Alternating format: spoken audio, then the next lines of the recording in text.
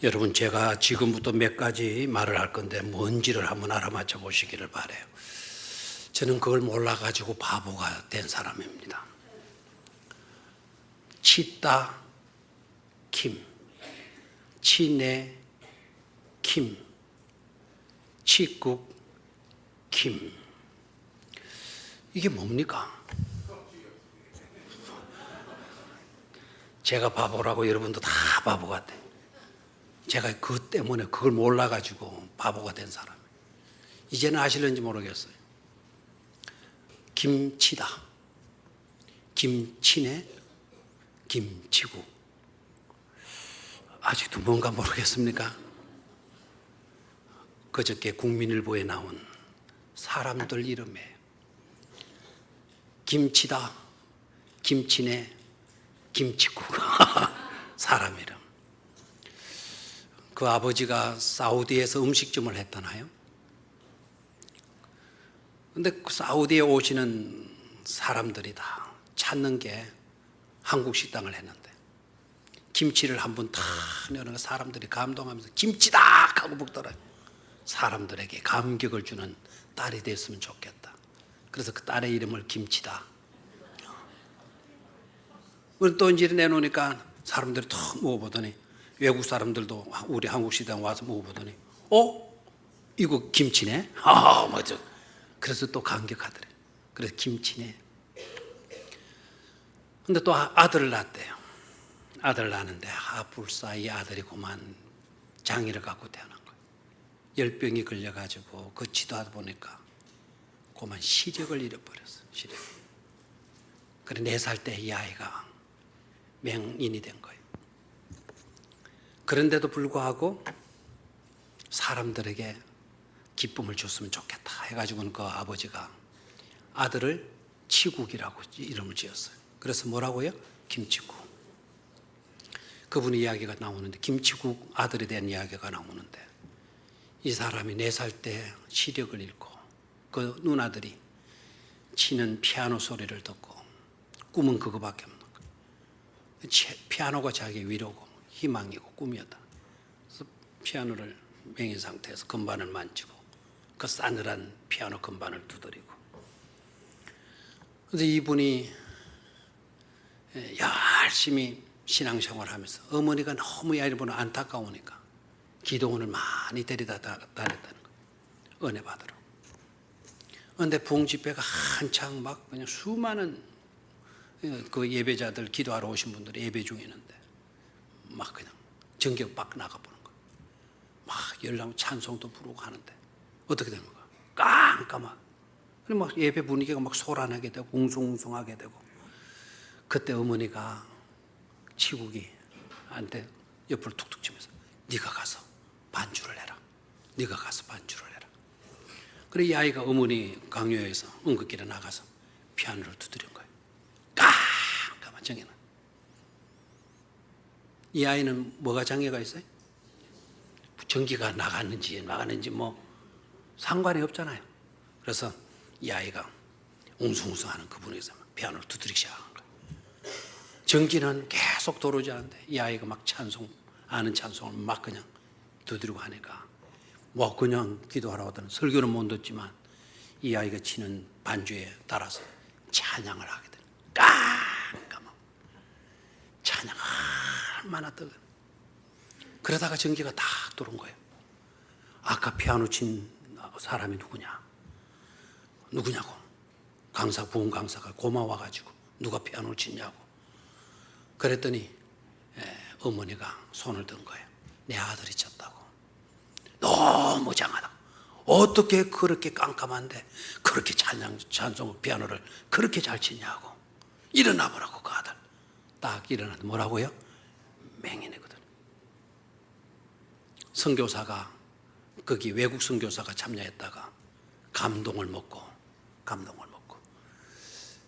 자네 이름이 뭔가? 라고 물었더니 이 아이가 뭐라고 대답해요? 김치국. 그러니까 어이? 김치국? 그러면서 이 아이를 기억했던 거예요. 유학을 가고 미국에서 피아노를 전공을 하고 석사를 하고 박사를 하고 최연소 나이로 줄리어드 음대의 피아노 교수로 29살에 픽업에 대해서 교수로 임직했다라는 거예요. 아멘입니까? 오늘 흑암의 이야기를 할 건데, 캄캄히 마음이 있어도 전혀 상관없는 백성들이 있어. 고센에 따는 이스라엘 백성들, 캄캄함이 닥쳤어도 준비된 자에게, 하나님의 은혜가 임한 자에게는 광명의 사람 못지않게 얼마든지 주의 영광을 드러낼게 되어질 줄로 믿습니다. 여러분, 사는 것 자체가 힘들잖아요. 교육한다는 것 자체도 힘들어요. 사람과 관계적인 삶을 산다는 것도 참 힘들어요. 큰 일은 큰 일이라도 힘들고, 작은 일은 작은 일이라도 힘들어요. 어느 것 하나 힘들지 않은 것 하나도 없어요. 출애굽 여정이 우리에게 보여주고 있는 것이 바로 뭐라고 생각합니까? 출애굽 여정이 우리에게 보여주고 있는 것은 끈질김이에요. 끈질김. 두 종류의 끈질김을 보여주고 있어요. 한 개인이 변한다라는 거, 변화한다라는 거, 이거 정말 어렵다. 한 사회가 변한다라는 거, 이게 얼마나 끈질긴 것이고 어려운 것인지, 한 국가가 변화한다라는 거, 이거 얼마나 끈질긴 것인지 어려운 것인지를 보여주고 있어요. 또 하나 출애굽 여정이 우리에게 보여주는 것은 또 하나의 끈질김이 있는데, 이 끈질김은 끈질긴 그들을 다루시는 하나님의 끈질김이 있어요. 하나님도 지독하게 끈질기신 분이에요. 그토록 깨어지지 않고 그리고 끊어지지 아니하는 바로를 끈질기게 물고 늘어져요. 한 방에 얼마든지 끝내실 수 있는 그런 분이신데 그렇게 하시지 아니하고 끈질기게 다가가서 끈질기게 그를 설득하고 그를 가르치는 거죠. 사실 우리 인간에게 있는 끈질김이라는 것은 그건 우리에게 고민거리예요. 여러분의 자녀들이 좋게 변화되어져야 되는데 변화되지 않고 늘 그 모양으로 더 나빠지고 있다. 계속 그러하고 있다. 끈질기도록 그러하고 있다. 그건 여러분들에게 고민이잖아요. 고통이고 괴로움 아니겠습니까? 남편이 술주주 계속해서 끈질기도록 술독에 빠지고 있어. 술집을 찾고 술잔을 들이키고 있고 고민이죠. 걱정이죠. 괴로움이죠. 고통이죠. 그러나 하나님의 끈질김은요, 그 끈질김 때문에 그토록 끈질겼던 우리가 변화될 수가 있는 것입니다. 끈질긴 하나님의 사랑, 끈질긴 하나님의 기다림, 그 기다림이 있었기 때문에 탕자가 돌아와서 회복될 수가 있었고, 끈질긴 끝까지의 하나님의 사랑이 있기 때문에 나 같은 죄인도 구원받는 역사가 일어나게 되는 줄로 믿습니다. 끈질긴 하나님의 역사, 그것은 우리에게 주어지는 은혜일 수 있고 우리에게 아직도 남아있는 한 가닥의 희망이고 가능인 줄로 믿습니다. 그런 역사가, 그런 은혜가, 그런 가능이, 그런 희망이 예배하는 우리 모두에게 넘쳐나게 되기를 주의 이름으로 축원합니다. 애굽 사람들은 여러 종류의 신들을 섬기는 사람들이에요. 그 나라는 이런 말을 하기도 해요. 애굽은 여러 신들의 백화점과 같은 곳이다. 온갖 신들이 모여 있는 곳, 집합되어져 있는 곳이 애굽 땅이다. 이런 말을 해요. 그래서 신전이 가장 많은 나라, 그 유족들이 가장 많은 나라도 역시 애굽이고 있습니다. 그 신들 가운데, 그들이 믿는 신 가운데 가장 힘이 세고 가장 강한 큰 신은 어떤 신인고 하니까 바로 태양신입니다. 여러 종류의 신들이 있지만 그 중에서도 최고의 신은 태양신으로 그들이 여기고 섬기는 거죠. 태양이 자기들에게 풍요를 안겨주고 태양 때문에 우리가 생존하고 있고 태양 때문에 우리가 번영할 수가 있다. 그래서 태양을 신으로 생각하고 숭배를 했습니다. 사실 여러분, 애굽 사람들 아니더라도 우리 일반인에게도 오늘을 살아가는 우리들의 삶의 현장에서도 태양의 위력, 태양의 역할은 대단한 것 아닙니까? 21세기를 산다고 해서 태양의 위력과 태양의 역할이 무시되거나 약화되거나 하지를 않습니다. 지금도 여전히 태양의 위력은 굉장한 것으로 나타나고 있죠. 태양은 에너지의 원천입니다. 거의 대다수의 생명체들은 태양의 도움으로 살아가게 되어져 있어요. 또한 태양은 모든 시간의 원천이기도 해요. 태양이 있었기 때문에 하루라고 하는 시간이 설정될 수가 있고 1년, 2년, 3년 이렇게 시간이 설정될 수가 있습니다. 태양이 뜨고 태양이 지는 데 따라서 하루라는 시간이 정해지게 되는 거죠. 그리고 태양이 가까이 있느냐 태양이 멀리 있느냐에 따라서 사계절이 이루어지게 되는 겁니다. 지금은 더운 계절이에요. 여름이라 그래요. 태양이 지구와 가까이 있다라는 거예요. 태양이 지구와 멀어지게 되면 겨울이라고 하는 계절을 우리가 맞게 되는 것이죠. 과거에도 그랬고 현재도 그랬고 미래에도 그러합니다. 또한 그러하게 될 것입니다. 문제는 태양이 시공을 좌우하는 원천이 되어지고 모든 에너지의 원천이 되어지는데 문제가 있는 것 아닙니다. 그것 때문에 태양이 문제되는 것이 아니라 그러하기 때문에 인간들이 태양을 신으로 여기며 섬기는데 문제가 있는 것입니다. 태양 자체가 문제가 되는 게 아니에요. 태양 자체가 나쁘고 좋고 한 것이 아닙니다. 그 태양을 신으로 여기며 섬기는 사람이 바로 문제인 것입니다. 태양은 인간과 모든 생명체들을 위해서 하나님께서 만들어 놓으신 하나님의 뭐입니까? 피조물입니다. 식물을 자라게 자랄 수 있도록 하나님은 태양을 만드셔서 태양이 빛을 발하게 한 거예요. 동물들도 빛을 못 보면 못 살잖아요. 그래서 동물들도 태양을 만들어 가지고 태양 빛으로 살아갈 수 있도록 하나님께서 그렇게 만들어 놓으신 것입니다. 여러분, 불고기를 즐겨 먹습니까? 주로 소고기를 즐겨 먹어요? 돼지고기를 즐겨 먹어요? 불고기를 먹건 소고기를 먹건 다 태양의 도움으로 여러분이 산다는 증거입니다. 오늘 밥 먹고 왔습니까? 밥은 못 먹고 빵 먹고 왔습니까? 밥을 먹었건 빵을 먹었건 다 태양의 도움을 받고 여러분이 살고 있는 겁니다. 밀도 태양 때문에 자랐고 쌀도 태양 때문에 살았고 소도 태양 때문에 자란 풀도 먹고 살은 거고, 그래 태양의 도움을 받고 우리가 산 것이에요. 그렇다고 태양이 우리들의 신은 아니다 이거예요. 그런 도움을 받고 살 수 있도록 그 태양을 만드신 분이 누구이시다? 하나님이시다. 그래서 태양을 섬기면 되지 않고 그 태양을 만드신 누구를 섬겨야 된다? 하나님을 섬겨야 된다. 그 하나님을 예배할 수 있어야 된다라는 거예요. 그런데 애굽 사람들은 그러하지를 못했어요.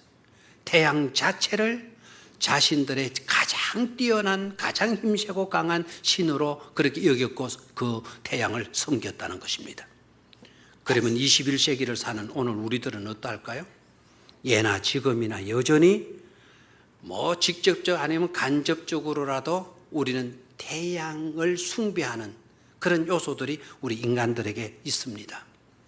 옛날에 한번 볼까요? 옛날에 애굽 사람들 얼마나 태양신을 철저하게 섬기려고 했는가 하니까 여러분도 아실 것입니다. 오벨리스크라고 하는 거 아시죠? 한번 보시기를 바라요. 오벨리스크. 거대한 사각진 돌기둥으로 다듬은 건데요. 밑부분은 넓게 정사각형으로. 그리고 위로 올라가면서 좁아지게 되고요. 그리고 꼭대기 부분은 피라미드형으로 만들어 놨지 않았습니까? 피라미드형으로. 저 끝부분에는 황금으로 또 칠해놨는데 황금은 다 뺏겨가는 써먹고 팔아먹고 이제 그 돌만 저렇게 남아있는 겁니다. 저것이 뭘 위해서 만든 것인가? 저것이 태양신을 섬기는 도구로 방편으로 저것을 세운 거예요. 저기 여러분 저래 봬도 옛날 사람들의 지혜가 지식이 저기에 다 들어가 있더라. 저 거대한 돌 밑바닥에 제가 손가락을 때리라 그래가지고 제가 때렸고요. 같이 갔던 사람은 저 끝부분 피라미드 있는 부분에다 길을 갖다 댄 거예요. 그리고 밑바닥을 때렸어요. 그러니까 그 큰 단단한 돌 밑바닥을 때렸는데 저 끝부분에 뭐냐면 마치도 종 치는 거예요. 땅, 땅, 땅 이런 소리가 들리는 거예요. 근데 더 놀라운 거는요. 저 꼭대기 있는 부분으로 가서 중간 부분에 가서 손가락을 땅 이렇게 치니까 그냥 손가락을 느끼면 딱딱하게 제 손가락이 아플 거 아닙니까? 뭐 소리도 제대로 안 나죠. 여전히 피라미드 쪽에 길을 떼고 있는 사람들이면 밑바닥에서 제가 때린 것과 똑같은 소리로 가운데서 똑같이 들린대요. 똑같은 소리로 음폭으로 들린다라는 거예요. 그만큼 수학적으로 지혜를 가지고 만들었다는 거죠. 저것이 이제 저것을 세워요. 그리고 태양신과 가장 좋은 소통의 통로로 저 오벨리스크를 세운 겁니다. 제 앞에 가서 절을 하게 되면, 제가 가서 제사를 지내게 되면 누구에게 직통으로 올라가게 된다. 태양에게 직통으로 올라가게 된다. 그래서 오벨리스크를 세우고요. 저것을 이제 그 애굽을 정복했던 나라들이 하나씩 훔쳐갔습니다. 훔쳐가가지고는 로마에도 하나 갖다 놓고 파리 콩고드 광장에도 갖다 놓고 영국에도 갖다 놓고 뭐 이렇게 뺏어가가지고 갖다 놔요. 애굽 사람들이 만든 거예요. 저게 얼마나 오래됐어요. 근데 지금도 그것이 없는 나라들은 수많은 나라들이 저런 규모의 돌은 아니지만 크게 작게 만들어가지고 자기 나라에 세워놓는 경우도 있대요. 단순히 세우는 게 아니고 저들이 믿었던 태양신의 복을 우리에게도 주셔서 우리나라가 번영하고 우리나라가 경제적으로 발달할 수 있도록 저기 가서 기원도 되고 제사도 드린다고 하는 것입니다. 옛날의 문제만 아니라는 거죠. 지금도 태양신을 섬기는 수많은 사람들이 있다. 특히 북한 어떻습니까? 제가 그저께 신문을 봤어요. 지금 북한의 지도자 김정은 위원장이요. 자기 할아버지, 자기 아버지 시신이 안치된 곳, 그곳을 방문하고는 그곳의 이름을 바꾸었대요. 옛날에 이름은 금수산 궁전이었는데 김정은이가 가가지고 얼마 전에 가가지고 그 궁전 이름을 바꾸라 해서 바꿨는데 그 궁전 이름이 뭔가 하니까 금수산 태양궁전. 금수산 궁전에다가 뭐를 더 붙였어요? 태양궁전이라. 그러면 태양궁전이면 그 건물 안에 태양이 있어야 되지 않습니까? 그런데 태양이 없잖아요. 그러면 누가 태양이라는 거예요? 그 궁전 안에 있는 사람은 김일성의 시신, 김정일의 시신이 있는데 곧 김일성과 김정은이가 뭐라는 거죠? 태양이라는 거예요. 그러면 자기는 뭡니까? 태양의 손자고 태양의 아들이고 그러면 자기도 엄밀히 말하면 뭡니까? 태양이라는 거예요.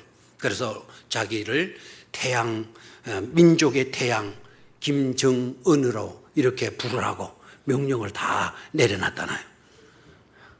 그래 태양 그만큼 막강한 권세와 권력을 가졌다라는 거예요.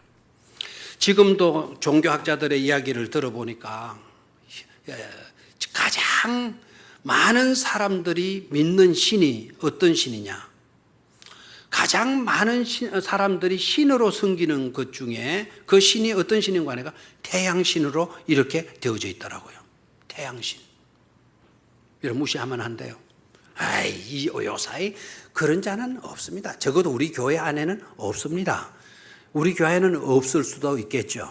그러나 있을 수도 있습니다.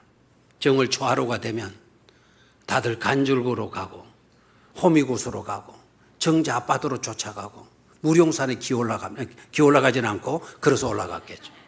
무룡산 올라갑니다. 태양을 바라보면서 소원을 빌고 다짐을 하고 올해는 내가 이렇게 살겠노라고. 태양신을 믿느냐 그러면 안 믿는다 그래요.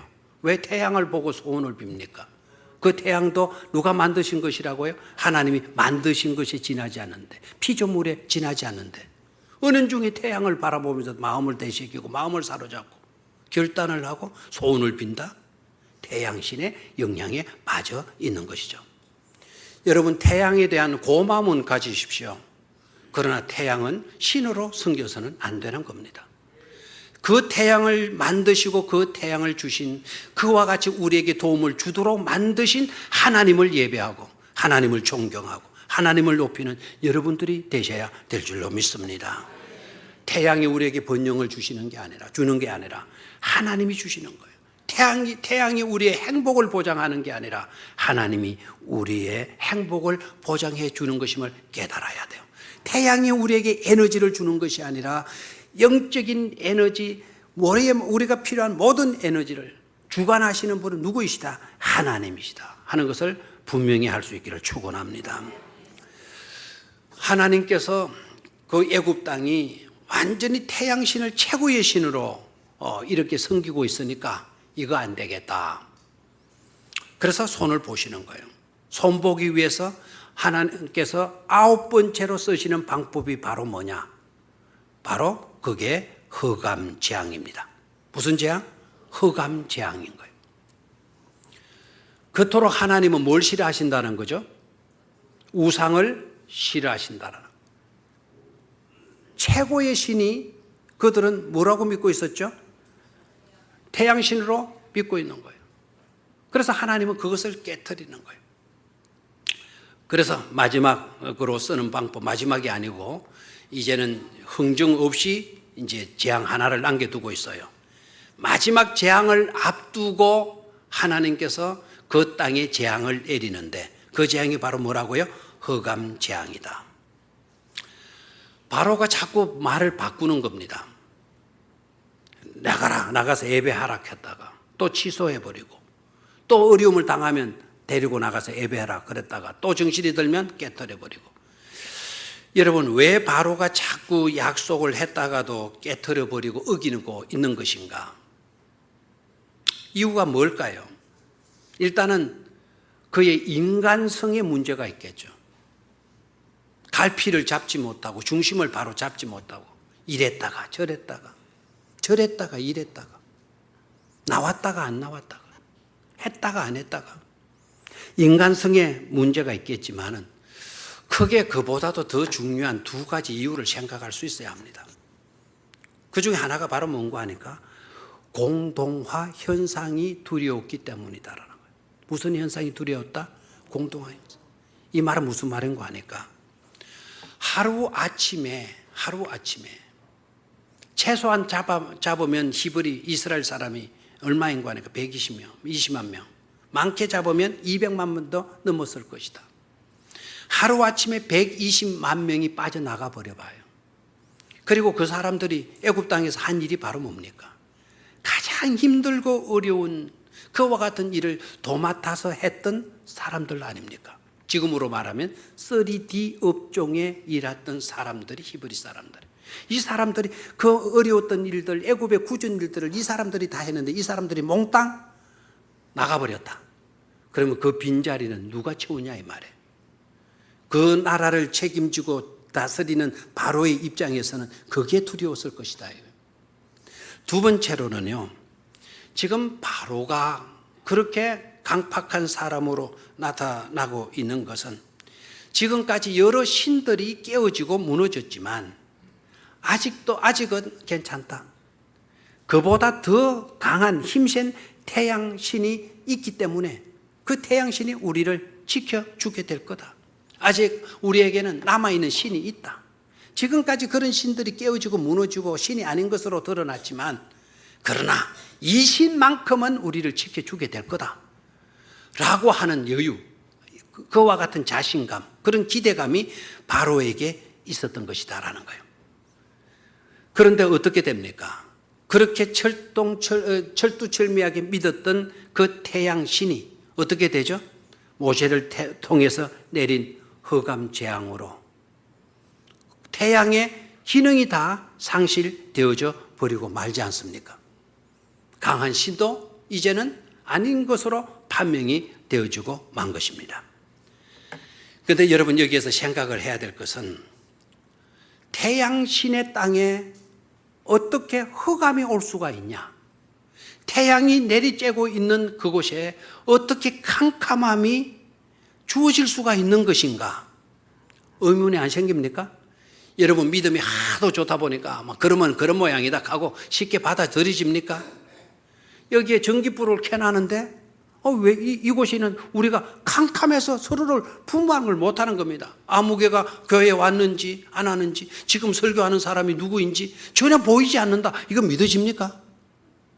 적어도 전기불이 들어오고 있다고 한다면 밝음일 건데 어떻게 흑암이냐 이거예요. 태양 신의 나라가, 태양이 내리비추고 있는 그 땅에 어떻게 흑암이 있어지느냐 이 말입니다. 그것도 재앙으로 말입니다. 이유가 뭐죠? 이 흑암은 일반 흑암이 아니다라는 거죠. 밤이 되어서 어두운 것도 아니고 전기불을 누가 껐기 때문에 어두운 것이 아니라 이 흑암은 두 종류의 흑암이 있어요. 창조 이전의 흑암이 있고 창조 이후의 흑암이 있어요.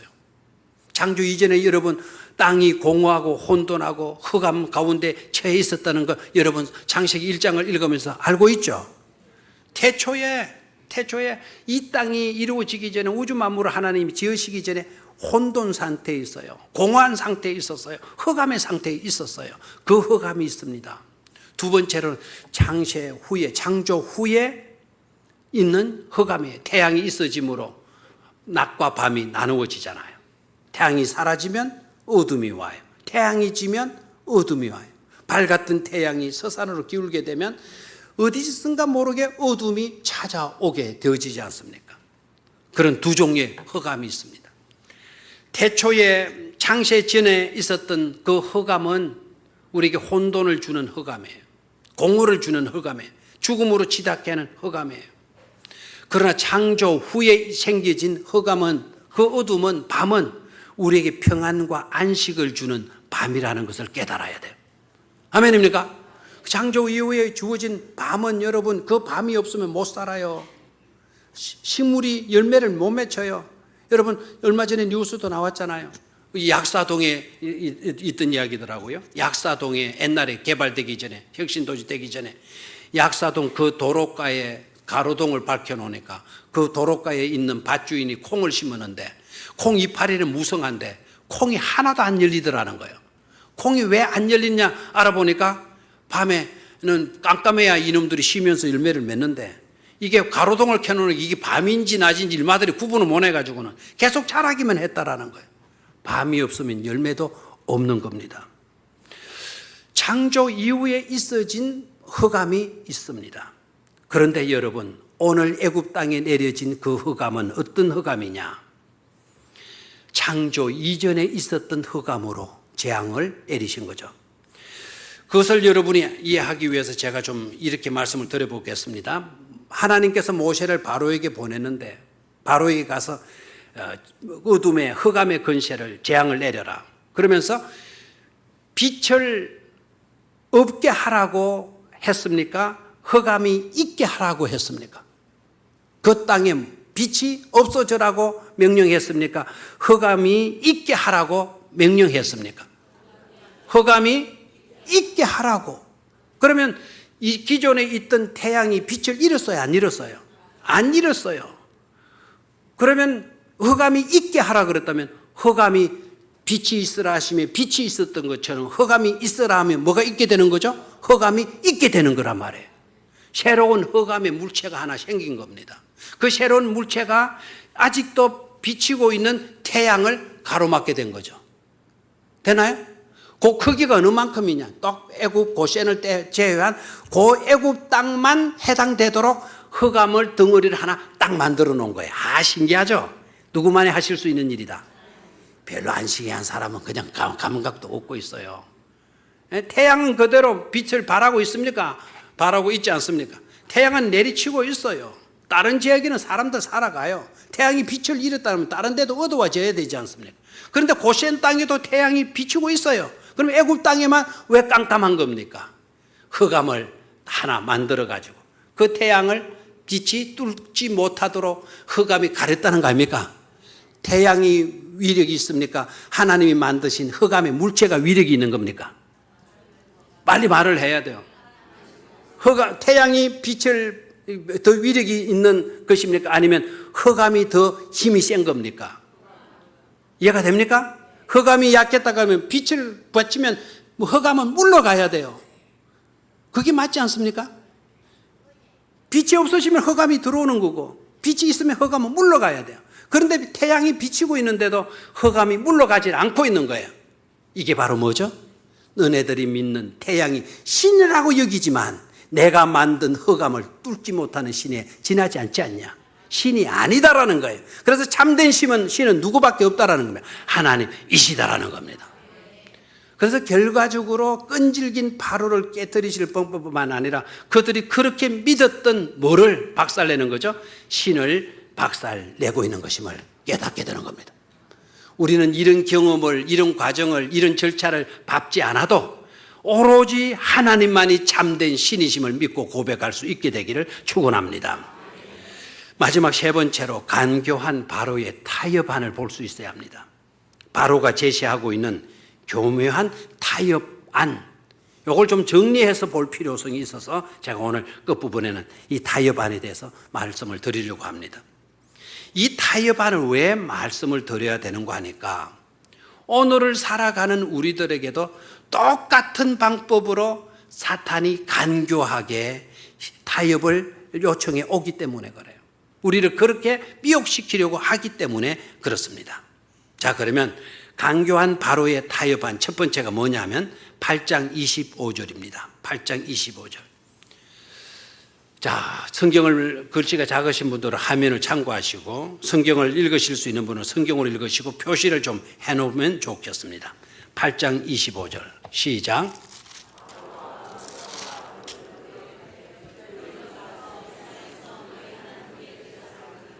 아멘. 파리 재앙을 당하고 난 뒤에 파리 때문에 지긋지긋하다. 파리가 자기네들의 신으로 알았지만 신이 아니라는 게 입증이 돼버렸어요. 참된 신은 너희 하나님 맞는 것 같아. 그래서 모세에게 이야기를 합니다. 하나님께 가서 뭐를 드려라. 하나님께 뭐를 드려라. 제사를 드려라. 자, 제사를 못 드리게 했던 바로가 제사를 드리게 허락을 했으니까 잘 된 겁니까? 잘 되지 못한 겁니까?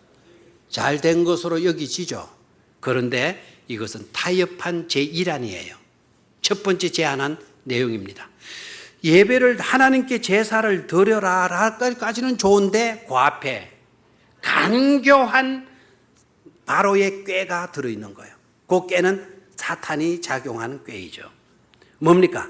이 땅에서 너희 하나님께 제사를 드려라. 오늘날 여러분 하나님을 믿는 저와 여러분들에게도 똑같이 사탄은 우리에게 타협안을 제시합니다. 하나님을 믿어라. 믿되 이 세상과 더불어서 믿어라.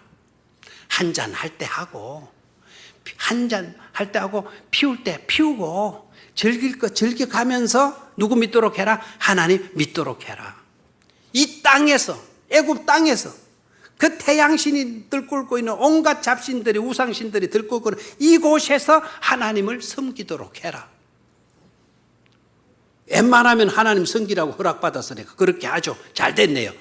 이게 아니잖아요. 그렇게 될 수가 없잖아요. 하나님은 3일길 나가서 광야에서 하나님께 뭘 드리라 그래서 예배를 세상 것 끊고 드려야 되는데 세상 것 가지고 세상과 더불어서 세상 것 즐겨가면서 세상과 더불어서 이렇게 하나님을 믿어라. 이런 제안이지 않습니까? 두 번째 제안 8장 28절로 바로가 모세가 노하니까 두 번째 바로가 수정해서 안을 내놓습니다. 수정안이 바로 뭡니까? 28절 시작. 바로가 이르되 내가 너희를 보내리니 너희가 너희의 하나님 여호와께 광야에서 제사를 드릴 것이나 너무 멀리 가지는 말라. 그런즉 너희는 나를 위하여 뭐해라? 간구해라. 이제 가서 어디서 예배를 드리라는 겁니까? 광야에 가서 예배를 드리라. 그리고 예배를 드릴 때 나를 위해서도 기도해달라. 좋아요, 안 좋아요? 아이고 좋죠. 잘 됐다 싶으죠. 그러나 이 제안에도 이 타협안에도 뭐가 들어있어요? 낚시바늘이 들어있어요. 그 낚시바늘이 바로 뭡니까? 너무 멀리는 가지 말라. 너무 멀리는 가지 마. 꼭 그렇게 3일 갈 필요가 어디냐? 요 문 앞에 가도 요 광야가 있으니까 그 가자 지역, 피라미드 있는 거이죠. 가서 지역, 거기만 가도 광야이지 않냐? 거기 가서 예배 드려. 이것은 오늘날 현대인들에게 사탄이 미혹하는 어떤 미혹과 같은 것인가 하니까 믿으라, 믿긴 하되 너무 깊이는 믿지 말도록 해. 너무 그냥 교회에 빠지지는 마. 예수께 빠지지는 마. 하나님께 빠지지는 말고 그냥 적당하게 구색만 갖추는 그와 같은 신앙생활을 하도록 해. 요새도 그래 안 그래요? 여러분 신혼 가정의 부부 처음에 믿음 좋은 남편과 결혼 못한 남편들, 그런데 자기는 부인이 믿음 생활을 잘해요? 열심히 교회를 가려고 하니까 남편이 당부하는 말 뭡니까? 믿어도 좋다. 그러나 너무 뭐좀 하지 마라. 빠지지는 말고 믿어라. 남편도 그러고 시어머니도 그러고 시아버지도 그래 안 그래요? 그래요. 그러니까 믿는 사람들은 시집 갈 때도 믿음 좋은 그런 가정에 시집 가도록 해야 돼요. 알겠죠? 지금도 유효하는 것으로 나타나고 있어요. 세 번째 제안이 뭔가 하니까 10장 11절이에요. 10장 11절.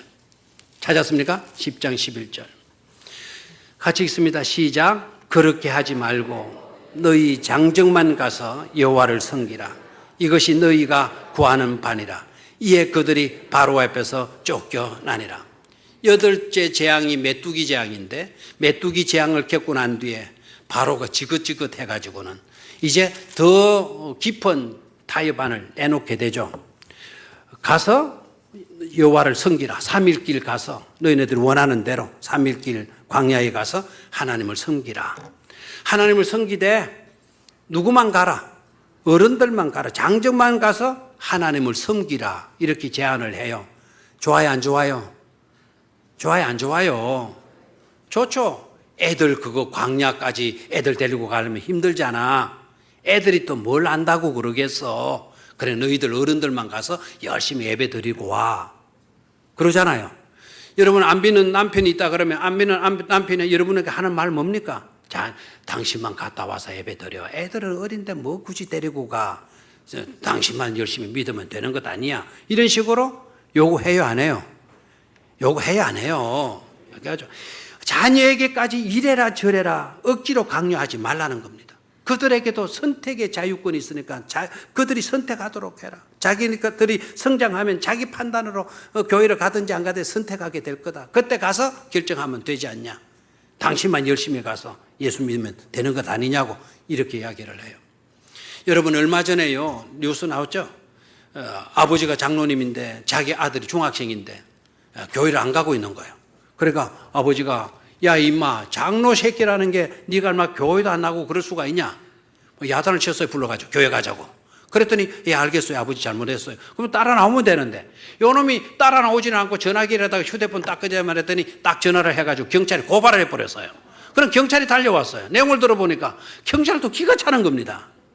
아버지가 뭐 하는데 장로님인데 그 아들 보고 뭐 하러 갔다고 교회 예배 드리러 가자고 했다고. 자기 인권을 아버지가 침해했다고. 경찰에 고발했다. 그래 경찰이 이거 아버지를 잡아가야 되는 건지 말아야 되는 경찰도 어정쩡했다는 거 아닙니까? 그뿐인 줄 압니까? 기독교 학교들을 왜 세웁니까? 기독교 학교들을 엄청난 예산을 들여가지고 세우는데 크리스찬 리더들을 양성하기 위해서 기독학교 세우잖아요. 그런데 기독교 학교를 세웠는데 세워놓으면 못합니까? 성경 가르치지 마라. 예배 드리지 말아라.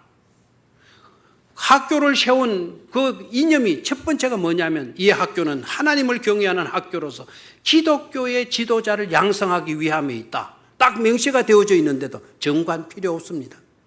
성경 가르치라 했다고 아이가 학생이 하나가 성경 공부 안 하고 시험도 안 쳐버렸어요. 그래서 선생님이 벌을 주니까 이 학생이 고소를 했잖아요. 대법원까지 올라갔잖아요. 대법원까지 올라가는데 누가 이겼을 것 같아? 그 아이가 이겼어요. 학교가 졌습니다. 이게 오늘날 현실 아닙니까? 바로의 간특한 개교가 그때만 있었다? 아닙니다. 지금까지 그와 같은 타협안이 우리에게도 제시되어서 우리를 미혹하고 있다는 사실을 잊지 말아야 합니다.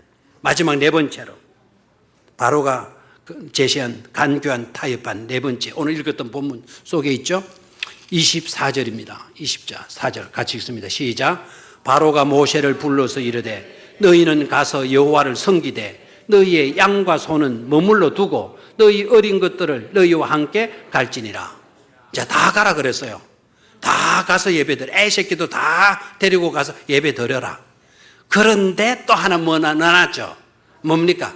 너희의 양과 소는 머물러 두고 너희 어린 것들은 너희와 함께 갈지니라.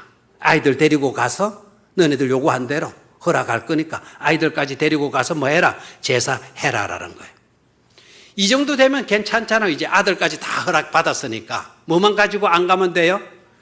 양과 소 이것만 안 가지고 가면 돼요. 다시 말하면 제사만 안 가지고 가면 돼요. 이제 받아들일만 하죠.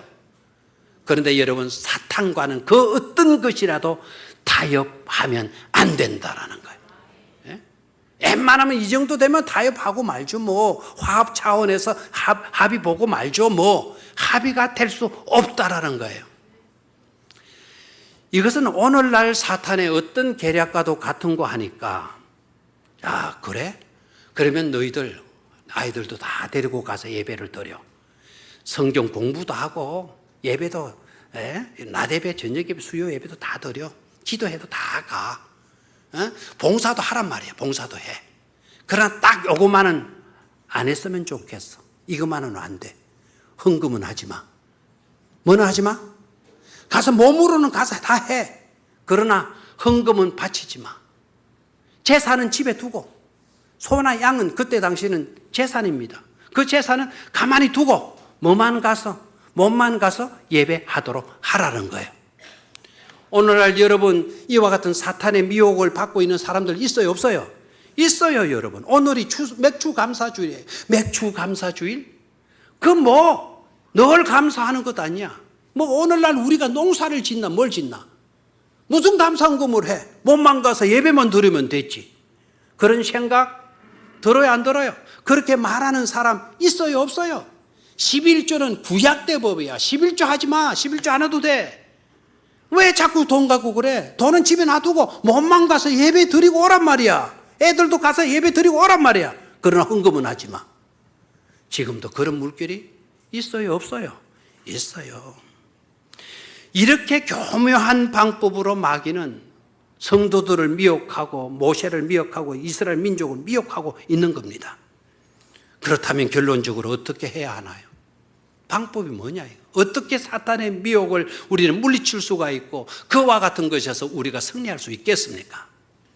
우리 힘으로 어둠의 권세를 몰아낼 수 있겠습니까? 우리 힘으로 태양을 우리의 가슴에 품는다면 그 태양을 품었기 때문에 모든 문제들이 해결이 되실 수가 있는 것입니까?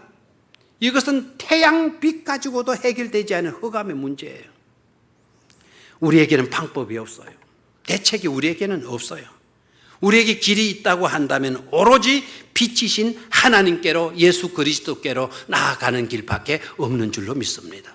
심지어 우리가 나아가지 못한 연약함이 있기 때문에 바로 빛이신 하나님께서, 빛이신 우리 주님께서 우리에게 임하여 주시는 것입니다. 이사야 60장 2절을 같이 읽습니다. 시작. 이사야 60장 2절 시작. 보라, 어둠이 땅을 덮을 것이며 캄캄함이 만민을 가리려니와 오직 여호와께서 네 위에 임하실 것이며 그의 영광이 네 위에 나타나리니. 저기까지만 봐요. 캄캄함이 만민을 다 가린다 그랬어.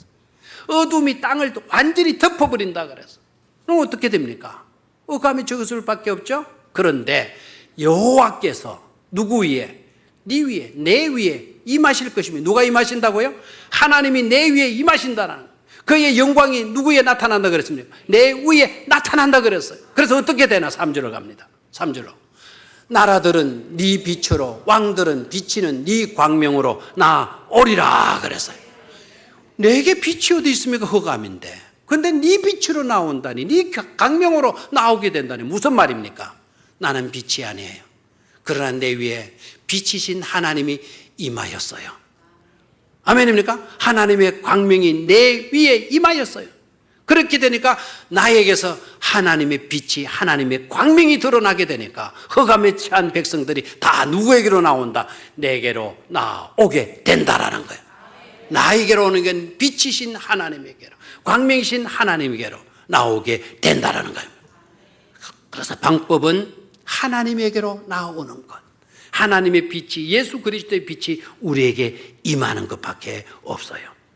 그분께 나아가고 그분이 우리에게 임해야만이 우리가 살 수가 있고 우리가 회복될 수가 있고 우리가 풍성해질 수가 있는 것입니다.